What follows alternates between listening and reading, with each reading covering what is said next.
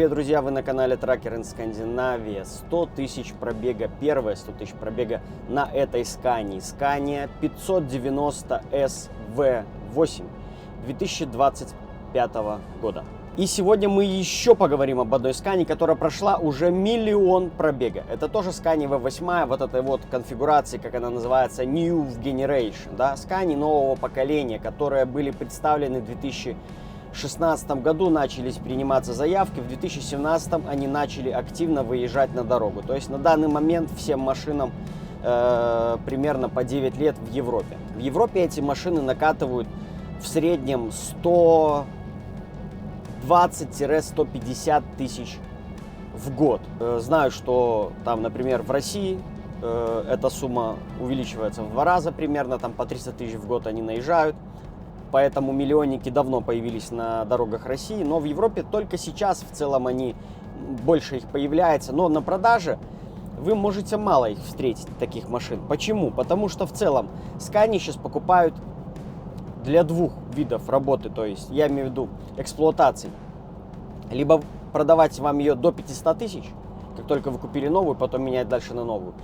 Либо же выкатывать ее до тех пор, пока она не сотрется до дыр. Собственно, это и делает Андрей Толмачев, которому мы попытаемся, по крайней мере, чуть позже набрать. У него Scania прошла 1 миллион.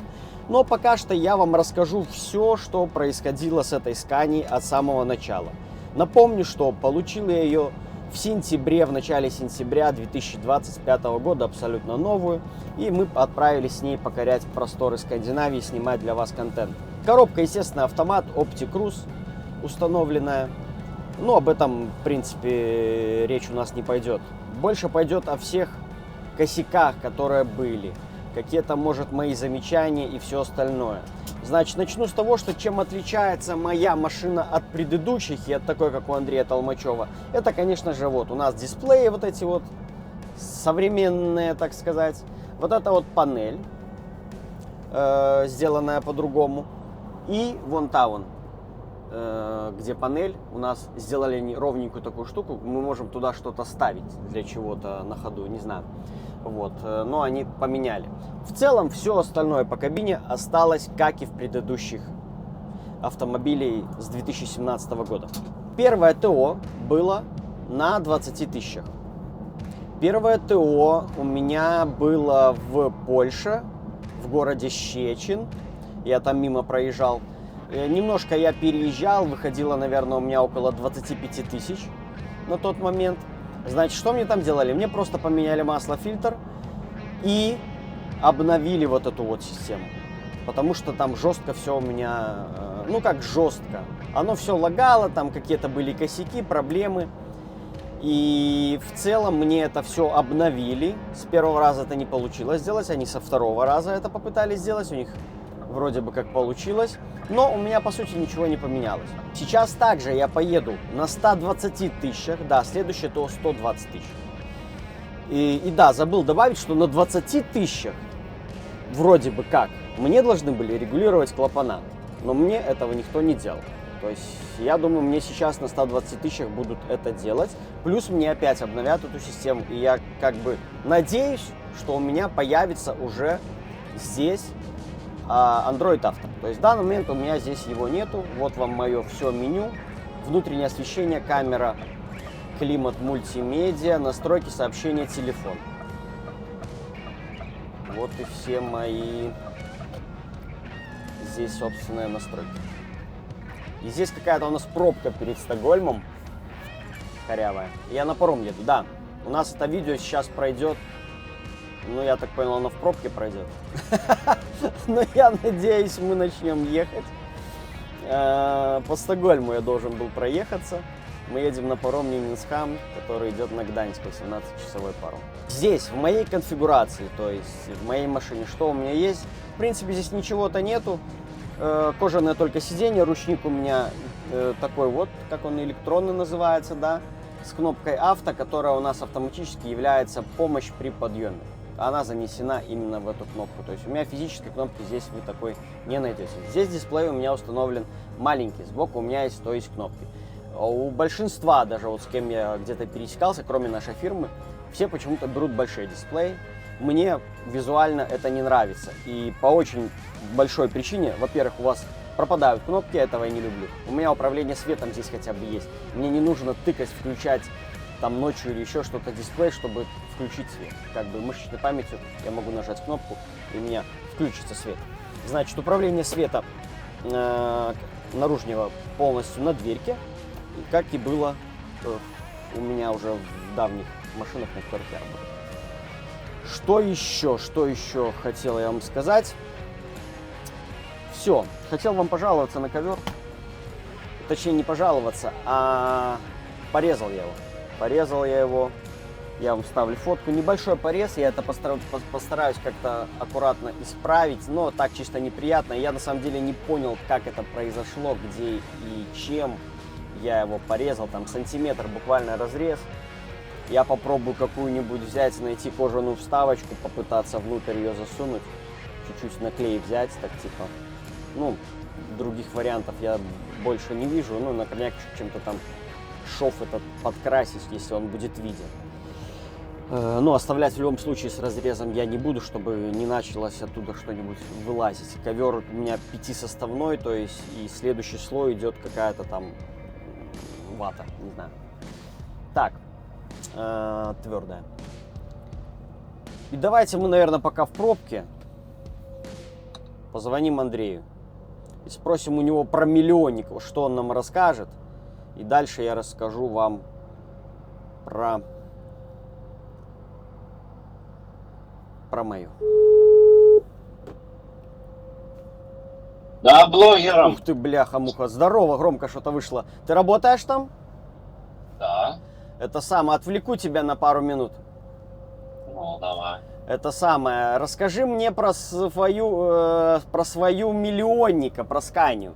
Я сейчас видос записываю, я вот тебе звоню прямо с видоса. Прям с видоса? Да, чтоб ты специально Да. матом не крыл, бля, как сапожник.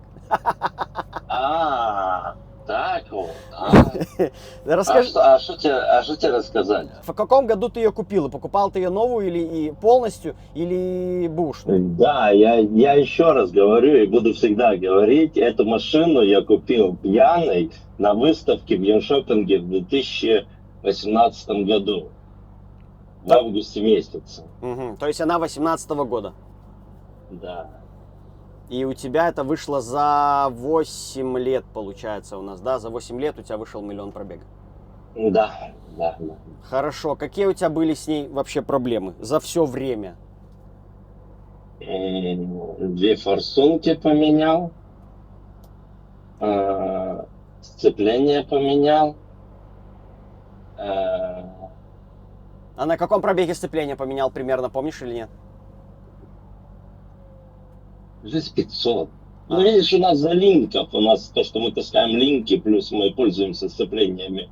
Если водитель не очень сильно подтянутый, он, много сцепления ждет, когда подъезжает. То есть, вопрос в том, что в Сканиях никогда не летит сцепление, в Сканиях летит выжимной. Сцепление было очень хорошее, износа было на нем всего лишь там 90%, да. А сам летит выжимной подшипник. Ну, когда ты снимаешь коробку, тебе все равно надо менять сцепление. Понятно. Полностью, лучше поменять корзину полностью. Потому что потом туда не лезть, понимаешь? Но форсунки же это же из последнего у тебя сейчас было перед 1 000 000, да? Нет. Форсунки были, еще до того, как они когда не сделали эту новую прошивку для форсунок, они были очень чувствительные, и я 2 штуки поменял, или 1, или 2, точно не помню, мне кажется 2, и потом, через, наверное, полгода, год, Скания сделала новую прошивку к форсункам, и после этого проблем с форсунками намного меньше стало. То есть, они клинят иногда, но клинят из-за того, что биотопливо, и, ты понимаешь, о чем я говорю, то есть топливо слишком обезжирили, то есть у меня даже бывает такое, что я иногда добавляю двухтактное масло на бак. А у тебя на биотопливе она? Да, мы же все ездим на биотопливе. Даже если в Швеции, посмотри, ради прикола заедь на шведскую заправку и посмотри, даже простая солярка, которая типа, ну, Но по продается, умолчанию, да. короче, она уже все равно. Она же уже разбавленная, то есть, ну, второй продукт, то есть. А. И из-за этого, да, получается, что это биотопливо, но опять же, ну ты понял, о чем Так я говорю, да? что тогда получается само, как называется, биотопливо, которое заливают? То это А вообще-то... это Ковио 100, да, но тоже заливаем, ездим. И, если честно, оно лучше даже, чем простое топливо. Но на данный момент, когда ценник, ты видел ценник этого топлива? Не, оно дороже, по-моему, не? Да, она 4 кроны. Ну. Вот оно что. А этот, расскажи... Так, у тебя это R580... Ой, S580. 580, да. 580. На обзоре она у меня была, так что я Да. вставлю кадры. А еще, значит, по поводу вот масла. Так как это V8, что у тебя было с расходом масла вот по периоду ее эксплуатации всего? Да вообще, блин, не заливал, от замены до замены. Что по регламенту, какие у тебя были, как у тебя выходило? Первое ТО 20, потом через 100 или как? Ну, я пытаюсь через каждых, получается, 60 тысяч менять масла. Ага, каждых 60 тысяч ты меняешь масла. А регулировались Да. клапана у тебя на каком-нибудь пробеге или нет? Да, регулируется 200 тысяч, 400 тысяч, 600 тысяч, ну, короче, через каждые 200 тысяч. Ага. А я что-то придумал, что у меня на первых 20 мне должны были отрегулировать клапана. Мне кто-то говорил такое. Да. Вот именно что тебе должны это были делать, Ага. если честно. По закону в Кане, да, после 20 тысяч, то есть регулируют клапана, да. Ну да, у меня шеф спрашивал, говорит, тебе клапана не регулировали? Я говорю, нет. Ну, типа, будем решать Да, на они следующем ТО. обязаны слить все масла, то есть, ну, все, да, которые есть. Ну. В коробках, маслах и в двигателе, это потому что у них это, ну, как тебе, каточное масло, да? Но. И залить тебе нормальное масло. То есть, Ну, я думаю, мне в коробке и в мостах точно масло не сливали. ну, вот, а тебе реально надо поменять эти масла. Угу. Вот. Потом, что у меня было? Компрессор у меня на 800-900 тысяч лег, да? Вот. Блин, ну а что еще? Что еще было? По электронике были Правда? какие-то вопросы или нет? Блин, нет. Я тебе могу сказать нет. Ну и с коробкой, соответственно, кроме сцепления, в принципе, тоже вопросов никаких не было. Нет. По ходовой, То может, есть, что-то были какие-то тяги или еще что-то, не менялось ничего? Один наконечник поменяли. Когда? Вот. Я еще даже, если честно, даже колодки не менял. Вот, надо посмотреть. За лям колодки не менял? Да. А ты на ней сейчас? Да. Ну посмотри, сколько у тебя остаточное. Что-то там 60. Или я не помню. Ну, кажется, я тоже сейчас не помню. Ну, реально. Сказать, чтобы, понимаешь, так сказать, чтобы она это вот мост не делала, ну, нет, не сказать. Но у меня вот я открыл, у меня на 100 тысячах у меня 90, короче, в среднем 90. 92, 93 на ведущей оси 88. Подожди, блин. Или мне все-таки в Латвии меняли, когда машина делалась, колодки. Ну, блин, в теории, наверное, все-таки меняли. Я не думаю, что ты лям с Я колодками. не помню, я не помню, говорил, посмотрите их. Я вот не помню, меняли ли они или не меняли, когда мы машину делали. Ну это такой ну это, я считаю, это тупо расходник. То есть тормоза, вот это вот все, ну диски 100%. Не, ну да, они вообще, мне кажется, от старости у тебя порассыпались бы за 8 лет эти колодки, если бы ты их не использовал.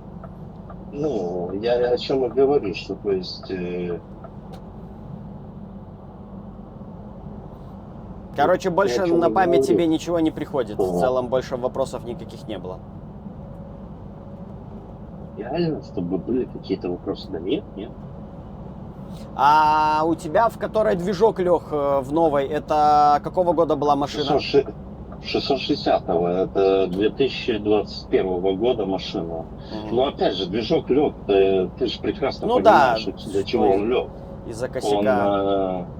у меня нашли какой-то левый блок, в системе, ой, в двигателе, который вообще непонятно откуда он. То есть или на сервисе у меня его кто-то забыл, понимаешь, и оставил уже Мгм. перед турбиной. Вот. Потому что полетел в турбину, и из турбины он уже вылетел, погулял по 2 цилиндрам.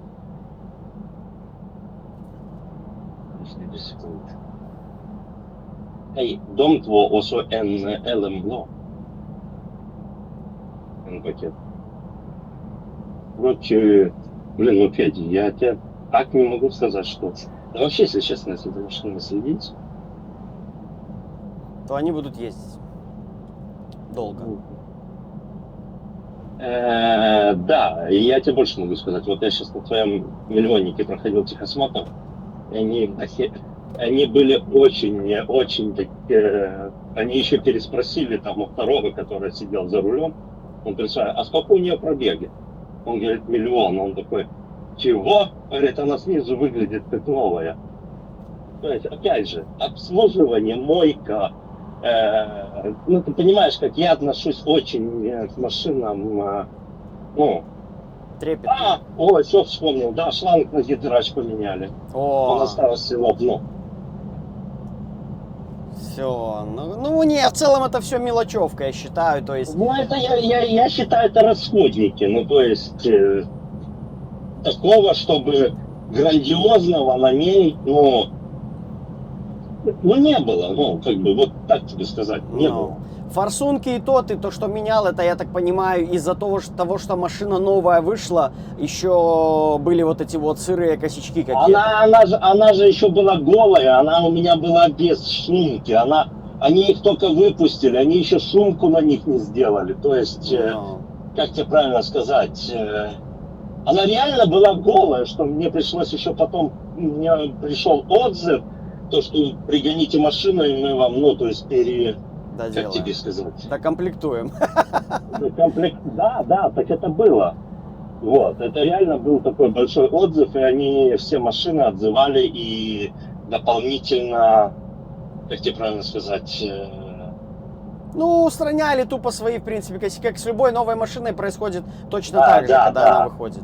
но, если честно, Федь, ну я реально тебе не могу сказать, что ей эта машина какие-то делала мозги. Может, сейчас начнет делать, ну, блин, ну, опять же, пробег 1 миллион. Ребят, Да, извините. да, с этим мы разобрались. Самое главное, что я чуть не забыл у тебя спросить, в среднем какой у тебя на ней вот расход топлива за 8 лет? Зимой и летом, вот так, если можешь разделить на 2 раза. С линком, с учетом линка, то есть у тебя средний вес где-то сколько там, 40-50? Ну да, 40-50 тонн, да. Да. И какой расход у тебя выходит? В среднем, я могу сказать, у меня в среднем на 4 машины 35 литров на 100. Ну, все у тебя в среднем жрут одинаково. Что 580, что 660. Но нет, что-то меньше, что-то больше, но и средний расход около 33-34 литров на 100. Угу. Все понятно. То есть, ну, это в среднем, потому что, ну, если честно, можно сделать и меньше. Я смотрю по своей базе, там на выходные мне отчеты приходят. Ну, я не могу даже сказать это. У нас очень большой, у нас 20% машин работают на холостом ходу. Угу. То есть водители, когда расцепляются, этот вот, если честно, можно поговорить с водителями и сказать, ребят, ну глушите, то есть машины. Ну, литр-два списалось бы еще там, типа, например. Да, но я заметил, что они жрут очень сильно на холостом ходу, очень много. О, надо мне почаще глушить машину, а то тоже она у меня заведена часто. Не, ну я тебе честно могу сказать, вот я не знаю, что они сделали с этой прошивкой, то все, но я тебе могу, Федь, сказать, вот это мой. Это вот такой вот, я заметил такую вот фигню, можно так сказать, и я смотрю по отчетам в компьютере, то есть холостой ход очень много холостого хода, и очень на холостом ходу она очень берет. Ну, вот это мой компьютер так показывает. Ну. Я тебя понял. То есть, и все, и как бы, ну, а чего там миллион, ну... Если честно, как мне один водитель сказал, говорит, Андрей, ну у тебя только прокатку прошла. Ну, дай-то бог, пусть и дальше она катается и не компенсирует тебе мозги, да и все. Да. Ну, у меня уже еще одна на подходе, там, 800, 650 и 800 с копейками.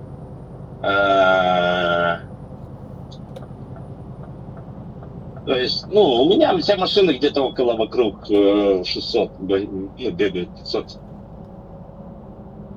Ну, я вот сейчас говорил до того, как тебе позвонил, что в целом машины Scania, которые сейчас покупают, и раньше, и сейчас, покупают для двух видов эксплуатации. Либо продать ее до 500 тысяч, либо выкатывать ее, пока ты сам на пенсию не уйдешь. Ну, не знаю, у меня вот друг продал свою 500-ку, которая была 2,5 миллиона, да. Он ее продал за 20 тысяч. Она сейчас в Дании ее ребилдили, да, полностью. Перекрасили, то все, она дальше катается по Дании и Швеции. Он это в новой будке 500-ка? Нет, это было еще в старой будке. Ну, вот это именно первые вот эти 500-ки, которые пошли, которые прожорливые были, да. Вот. Он ее продал 2,5 миллиона, люди купили, до сих пор катаются. То есть, ну, ты понимаешь, что как бы я не вижу смысла, я вот реально не вижу смысла покупать, то есть отдавать хорошую машину. Да, конечно, 100%. И покупать новую, но тогда лучше на ней кататься. То есть даже если попадешь на капиталку, да, ну можно откапиталить и дальше гонять. То есть пока она еще Евро 6, да, вот, Евро 6 двигатель, проблем нету с заездом в города и все остальное, то есть, ну, что в Скандинавии, что в других странах, то есть, ну, ты понимаешь, о чем я говорю. Ну да, то, конечно, в этом нету никакого смысла. Если да, вот если пришел бы уже Евро 7 и уже начали бы это вот, ну, пришлось бы уже как-то, ну, думать, понимаешь? Пока Евро 7 нету, ну, смысл менять машину на Евро 7. А что Евро 7? Это электрички. Да, но, да, это еще 5 лет. Не доживут. 5 лет и... Ну, 5 лет аккумулятора и выкидывая аккумулятор. А этот аккумулятор больше, чем машина стоит. Зачем? Смысл? Ну, вот именно. Пока нету никаких ни ограничений, ни доплат. Ну, вот сейчас мне пришел на Мерседес ценник на электрический Мерседес в Швеции. Мы сейчас говорим чисто про Швецию, да. В Швеции электрический Мерседес 2 миллиона 400 тысяч крон. Но это еще с дотациями от государства, то есть он обходится в 2 миллиона 400. Ну, по курсу это будет 210 где-то тысяч евро, да? Ну да, где-то 200, 230, 200, ну, ты понимаешь, о чем я. Ну. Это трехосный тебе пришел? Нет, двухосный. Двухосник, а какой там мотор вообще идет? Я не помню, какой там киловатт и все остальное. То есть, ну, это электричка. Это электричка, да. Все, я понял. Угу. Не знаю, что почем Scania. Ну, короче, сейчас дотации есть, можно покупать, но смысл? Я вот не вижу смысла, если аккумулятор 5 лет держится. Но за 5 лет новые аккумуляторы, блин, они сколько будут на нее стоить? Ну да, если они сделали бы какой-то типа момент, это чтобы учитывалось как в гарантийную какую-то историю, там с 50% скидкой тебе их заменили через 5 лет, то да, еще можно... Нет, или в 5 лет, то есть у тебя в 5 лет замена, там как сервисное, как у нас в сервисное обслуживание входят катализаторы, да, то есть из-за чего я не парюсь с катализаторами, да, и они меняются через каждые 400 тысяч, да, вот, катализаторы меняли мне. Не катализаторы, а эти... сажевые фильтра. Ну, все правильно, в катализаторе меняли сажевые фильтра, в этой банке этой большой. Да, а в Scania V8 они стоят 2 штуки. Ну, грубо говоря, вопрос не в том. Короче, результат такой, да, что если за машиной качественное вовремя обслуживание делать, то машина будет ходить. Так это все машины, это не связано с Scania, Mercedes, все, что этот вот делайте. Почаще обслуживание, да, конечно же, масла, они говорят, там, сейчас новые эти масла, они выходят больше, они лучше и все остальное, но, блин, Я, конечно же, за новые технологии, но тут в этом моменте я с ними чуть-чуть не согласен. Все, я тебя понял, Андрюх. Хорошо, все, спасибо тебе за Ну, давай, беседу. Давай на давай. связи наберемся. Давай, давай, Пока. давай, да. Вот такая вот у нас вышла беседа с Андреем Толмачевым. Кто не знает, кто такой Андрей Толмачев, нужно смотреть мой канал, тогда будете знать.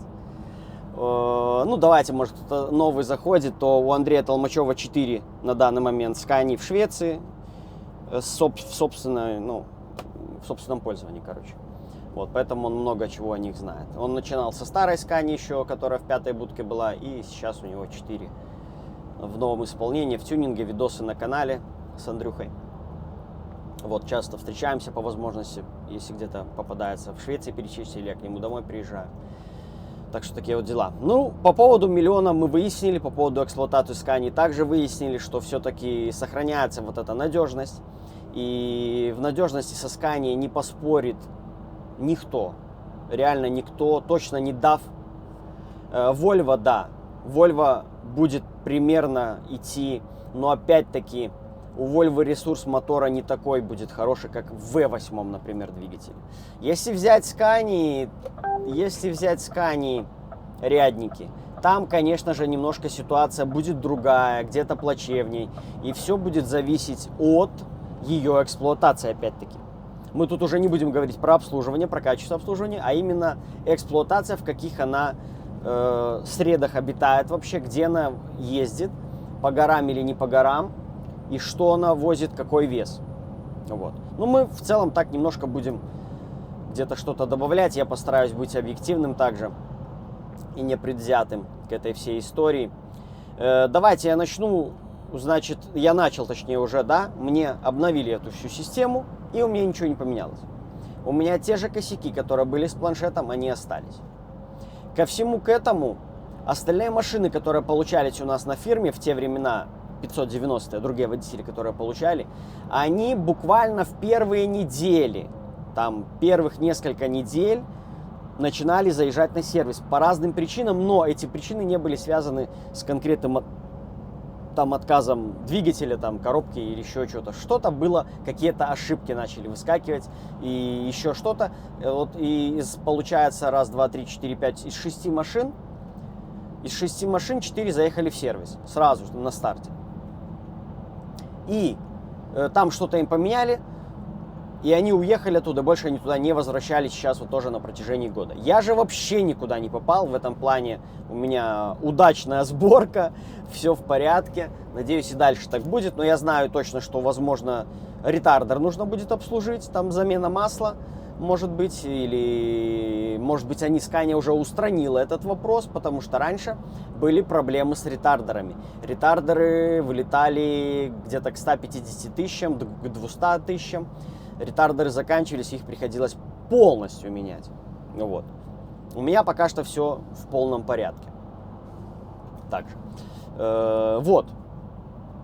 Значит, и сейчас в моей машине тоже у меня горит ошибка. Многие могли заметить, но я вам чуть позже объясню, что это за ошибка и почему она у меня горит.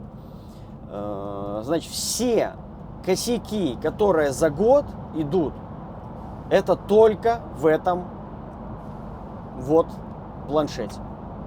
Помимо ко всему, что он косяковый, также проблема что этого дисплея, это следить за ними. Моментально садится пыль. И я, да, вот не договорил, почему мне не нравятся большие планшеты, потому что у вас отбирают они кнопки раз, и два, у вас еще больше становится штука такая, которую вам надо постоянно убирать и прочищать от пыли. Интересно, у меня камера в автоматическом режиме сейчас была включена, и вам видно что-нибудь или нет? Да, кстати, я тоже пока в туннеле еду.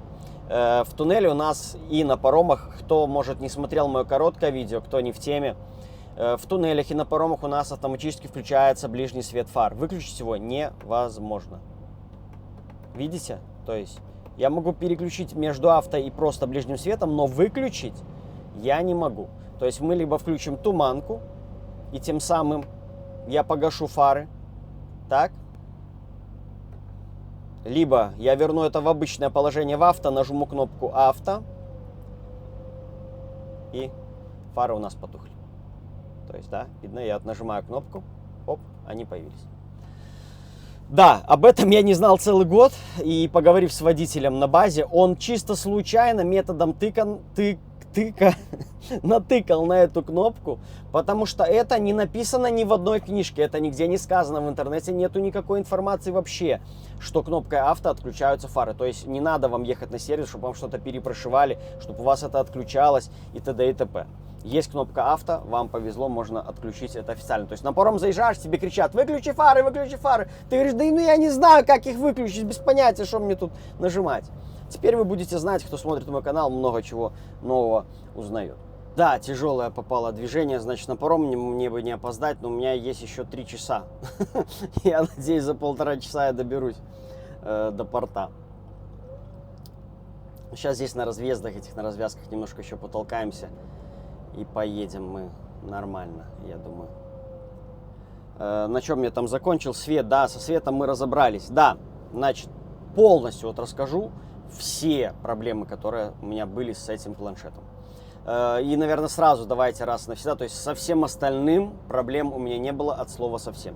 Иногда выскакивает мне чек, ошибка. Но она пропадает буквально после следующего запуска двигателя, она пропадает. Либо же я включу массу, и ее также она пропадает. Вообще, в целом, выключить и включить массу, если есть у вас эта кнопка, она лечит сканию, и у вас пропадают все ошибки, у вас все становится... Да, забыл, сейчас бы вам наврал. Ретардер. У меня выскакивала ошибка про ретардер, он у меня отказывал на ходу, то есть я понимал, что у меня нету усилия. У меня оставался только непонятно что, он орет, а толку от него никакого не происходит. То же самое, останавливаемся, вырубаем массу, врубаем обратно, ретардер исправился, все, едем дальше. Шикардос, машину какую придумали классную, да? То есть я думаю, если двигатель вдруг сломается, то же самое, мы включим массу, и он у нас обратно почутнится.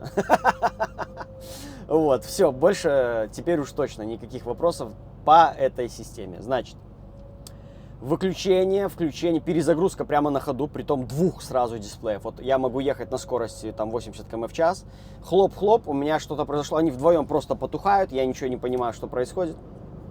Они перезагружаются. Но машина продолжает ехать. Еду на круизе, она продолжает ехать там на круизе, все как бы, все нормально. Это было у меня за год, ну, вам не соврать, раз 5-6, наверное, где-то так. Больше всего проблем было зимой. Опять-таки, я об этом говорил не раз, мне это непонятно. Причем тут зима, когда он у нас стоит здесь.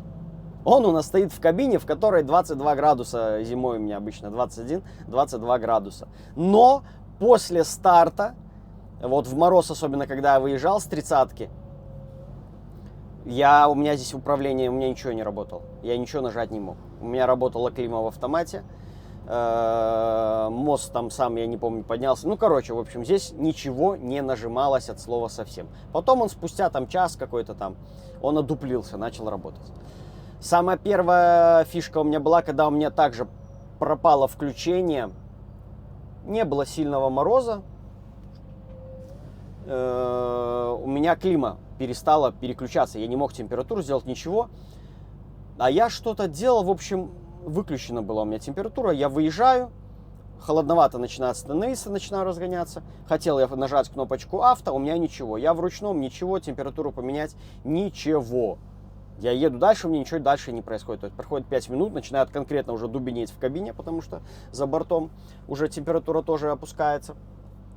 Я остановился просто посреди дороги, выключил опять-таки массу, включил, у меня все заработало. Мистика. Я надеюсь, сейчас после обновления эта ситуация исправится. Также с ребятами общался, я не так давно общался, у кого и большие дисплеи, у них нету проблем. То есть происходили, то есть обновления им уже делали последние, и у них нету вообще никаких проблем. Дальше что? Самая отвратительная проблема, которая постоянная. Даже, наверное, сейчас это получится у меня сделать, но не факт. Я отключаю Bluetooth.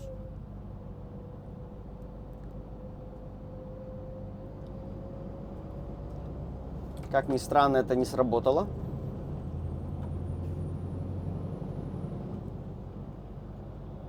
Ну вот это она на зло сделала специально, чтобы вам не показать. Что обычно происходит? Естественно, Bluetooth ты не выключаешь. Например, едем сейчас, у нас Bluetooth вот подключен был, как я с Андреем разговаривал. Надо там заправиться. И просто даже телефон находится в кабине, вне кабины, вообще неважно где. Мы вылазим из машины, закрываем дверьку, не на замок, просто захлопываем. И где-то там, можно не закрывать дверьку, неважно. И у нас Bluetooth отключается автоматически. Он переходит в радио, которое именно включено, и оно шипит. То есть оно как в стартовой какой-то позиции. То есть там никогда не играет музыка, ни какая-то радиоволна находится нормальная. Просто оно шипит на всю кабину. Если у вас включена флешка, у меня сейчас сломался мой переходник под USB. Поэтому, когда флешка есть, то с флешкой как-то лучше. Ну, у вас музыка начинает орать на всю катушку, все равно, то есть, да? Вот. Но если музыку можно поставить на постоянную паузу, это, опять-таки, в моем случае, как у меня вот с этой системой. Если музыку можно поставить на паузу, то радио, вы как бы, вот оно, да, вроде бы выключено, но оно всегда включается. Включаешь зажигание, оно всегда включается, и оно всегда шипит. У меня отключены все там эти поиски новостей, там дорожные сводки. Вся эта чушь у меня здесь отключена. То же самое въезды-выезды из туннелей, то же самое. Бывает, иногда пробивает, это было у меня пару раз, правда, за год. И притом это было вот в последний, не так в давнее время. До этого у меня не было такой проблемы. А туннелей у меня огромное количество, сами знаете. Ну вот. И вот это меня, вот это постоянно одна и та же ситуация, убивающая с этим отключением Bluetooth, включением этого радио, орущего на всю кабину. Потому что, ну, ты забываешь, это тебе, то есть, нужно выключить Bluetooth, тебе нужно нажать, понизить максимально громкость. Вот, и все равно оно потом заиграет на минималке, вот так вот оно будет, если вы понизили громкость. Ну, потому что Bluetooth у нас обычно выкручен на максах, чтобы вы громко слышали, ну, как минимум на половине, но все равно это громко. Вот, тут какой-то Моцарт валит у меня. Вот такая вот ситуевина. По поводу переключателей, периодически тоже бывают какие-то подвисания. Я пытался и буду пытаться на следующем ТО добиться, чтобы мне вывели физическую кнопку поднять, опустить ось на полуприцепе. И то есть тоже сейчас вот разговаривал с коллегой, у него выведена физическая кнопка. То есть у него и на планшете она есть, и выведена физически. Это круто, то есть я так хочу. Потому что зимой, опять-таки, я более чем уверен, даже сейчас мне обновят этот планшет, у меня проблемы с ним продолжатся, тем более в зимнее время. И я хочу здесь эту кнопку, чтобы я мог всегда сам управлять этой осью, а не ждать, пока у меня через час, пока я еду по гололеду, одуплился планшет. В целом больше да. По фишке еще вот одной я не разобрался, есть ли она вообще или нету ее.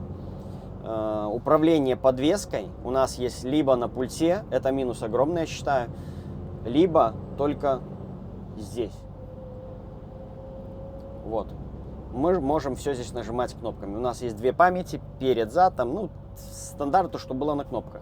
Но, когда у вас были здесь кнопки, с правой стороны они обычно с левой стороны они обычно располагались, можно было сделать так, что когда вы грузитесь на рампе, что-то тяжелое, или выгружаетесь, вы могли там две кнопочки зажать, я не помню там, что там вверх и уровень, или что-то в этом роде, нажать, подержать, и у вас загоралось что-то на дисплее там, и у вас тягач оставался в одном и том же положении, постоянно.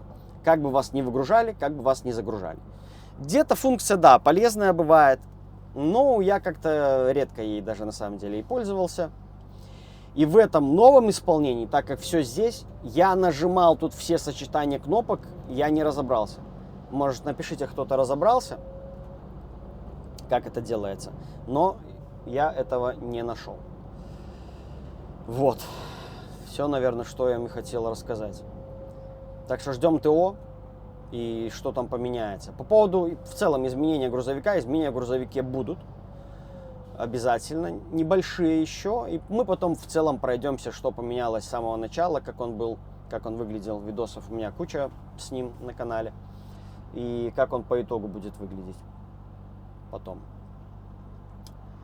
По всему остальному, как я говорил, проблем, ни нареканий никаких-то. Клима работает шикарно, мне очень нравится, как и стояночная автономка, мне тоже нравится, все супер работает. У меня в зимнее время 21,5, если где-то там морозик побольше, там 22 могу включить, не больше, то есть все четко работает.